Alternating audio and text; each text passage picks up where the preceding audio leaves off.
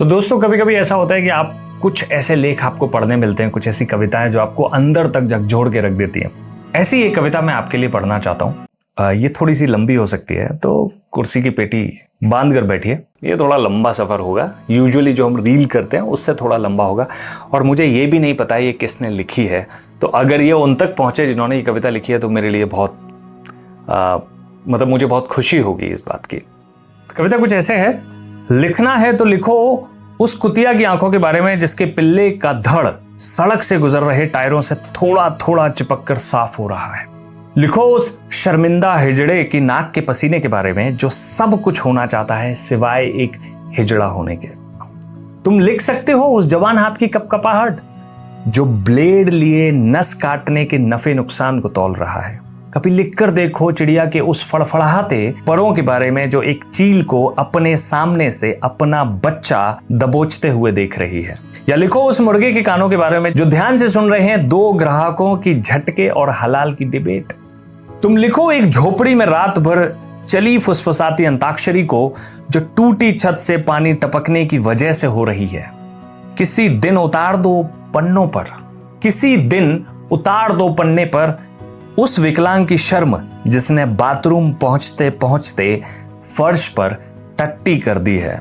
तुम लिख कर देखो उस बांझ आंख की चमक जिसे वॉश बेसिन में पड़ी उल्टी में एक उम्मीद की रंगोली दिख रही है। चाहो तो उस ट्यूबवेल की मोटी धार के बारे में लिख सकते हो जो कुछ नंगे बच्चों के पिछवाड़े को चूमकर धान को सुनहरा बना रहे हैं। लिखो शहर की सबसे ऊंची बिल्डिंग की रेलिंग पर खड़े एक हारे नौजवान की उड़ान जो बस लेने वाला है। तुम लिखो आसमान में बिन मौसम काले बादल देखते हुए एक किसान की बेबसी और वहीं थोड़ी दूर पर खेत में मिल रहे एक नए जोड़े के चेहरे की बूंदें। या लिखो शमशान में एक कंधे पर गोल घूम रहे घड़े के छेद से गिरते पानी की छींटे कि जो सामने पड़ी आग में किसी को जगाने की कोशिश कर रही है। लिखो सब कुछ जो लिखना है, मगर एक पति विहीन औरत की दास्तां भी लिखो जिसके सारे सपने एक पल में धराशायी हुए होंगे जब उसकी चूड़ियां तोड़ी गई होंगी, मांग का सिंदूर मिटाया गया होगा। लिख सकते हो तो लिखो उस बच्चे के भरोसे के बारे में जो छत से गोल घूमकर बस कूदने वाला है कि शक्तिमान आएगा। और उन दोस्तों की ठिठोली के बारे में जिन्हें लग रहा है कि यह सिर्फ मजाक है। लिखो दूर पहाड़ से बड़े शहर आई अकेली उस बुढ़िया के बारे में जिसे अस्पताल में अकेले इलाज कराना एक पूरा जंगल काटने से ज्यादा कठिन लग रहा है।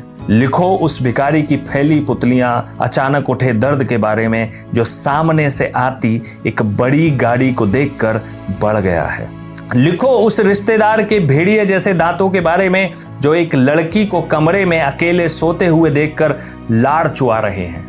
लिखो किसी गार्ड की बोरियत का बही खाता जिसमें सुबह से 1000 कार और 2000 मोटरसाइकिल का डेबिट क्रेडिट हो चुका है। लिखो कुछ ऐसा जिस पर किसी का ध्यान नहीं गया। लिखो क्योंकि तुम्हारे पास बहुत सी कहानियां हैं आत्मा के हिडन फोल्डर में। लिखो जिनको पढ़कर कोई वाह न करे। लिखो तुम्हारे लिखे का चर्चा ना हो। लिखो बस कि अभी बहुत कुछ लिखना है तुम्हें। धन्यवाद।